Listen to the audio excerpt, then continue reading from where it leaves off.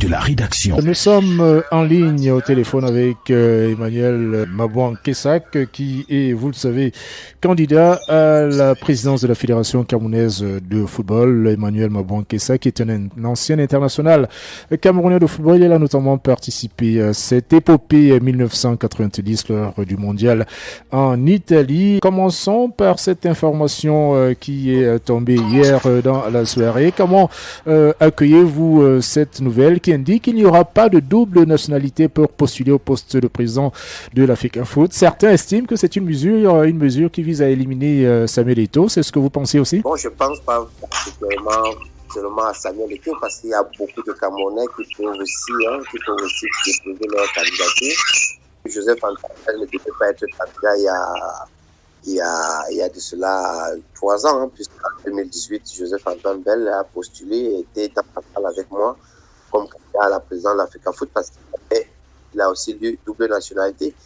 Donc, ce que je comprends pas, c'est que d'un coup, pas tellement pour Samuel Eto'o, d'un coup, vous jouez pour la sélection du Cameroun, on vous donne un passeport camerounais. De l'autre coup, quand il s'agit de la fédération, vous n'êtes plus camerounais, vous avez changé. C'est ce que je ne comprends pas du tout. Bon, moi, de mon côté, je suis resté camerounais depuis toujours. Ça fait 30 ans que je suis parti du Cameroun, mais je suis resté camerounais, même si toute ma famille est française et américaine. Mais bon, je suis resté camerounais. Bon, tant mieux pour moi. Mais je dis tout simplement que j'ai passé ce règlement, puisque c'est pas une loi, puisque les joueurs camerounais qui jouent à l'étranger, les joueurs camerounais en équipe nationale sont à 80% des étrangers.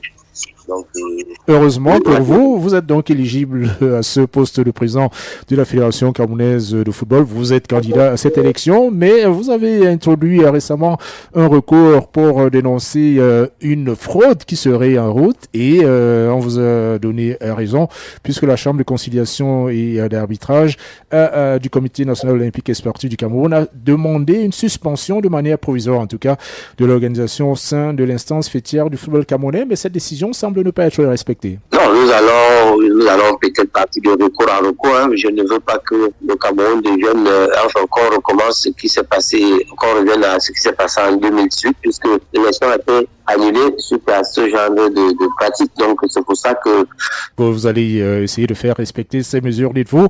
Je rappelle que vous êtes tout de même candidat. Votre candidature, pour l'instant, reste active.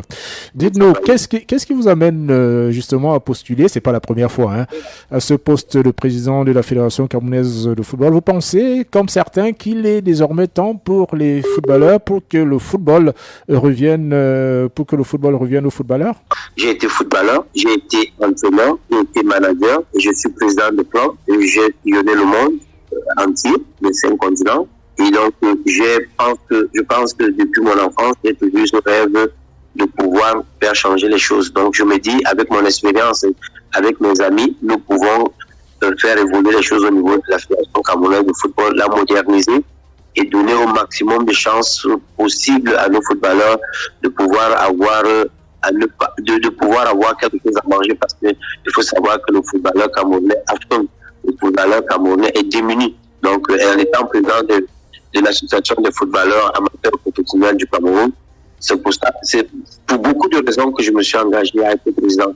Et je me suis pris très tôt, plus tôt que la dernière fois, parce que j'ai été dans la salle, j'ai vu comment ça se passait les élections à la Fédération camerounaise de football. Je pense que mon expérience de footballeur, d'entraîneur, de manager et de président peuvent m'aider à bien diriger la Fédération camerounaise de football.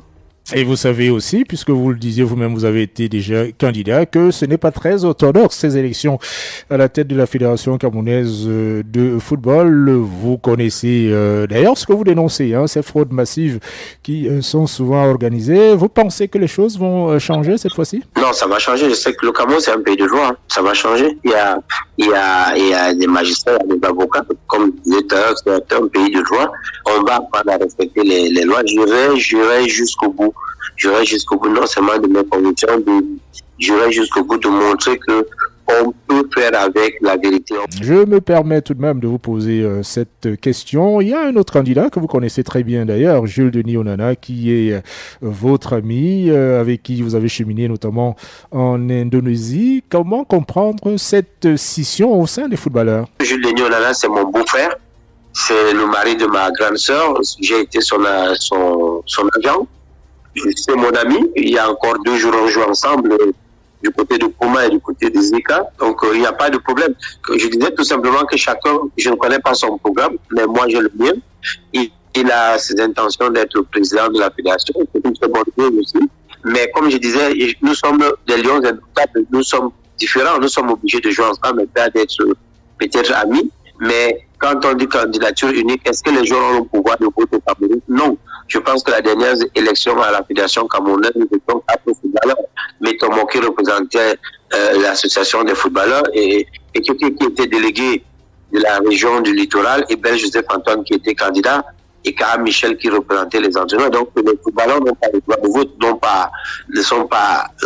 on n'a pas fait des corps de métier. C'est notre première défaillance au niveau du football. On n'a pas pu après le football avoir des clubs, être dans des clubs pour pouvoir avoir le pouvoir de vote. Donc, il est libre de poser sa candidature. Et certains, estiment que finalement, la candidature qui pourrait vous mettre tous d'accord en tant que footballeur, c'est celle de Samuel Eto'o-Fils. Chacun est libre de dire ce qu'il pense. Nous ne connaissons pas encore véritablement son programme. Je sais que c'est un grand joueur.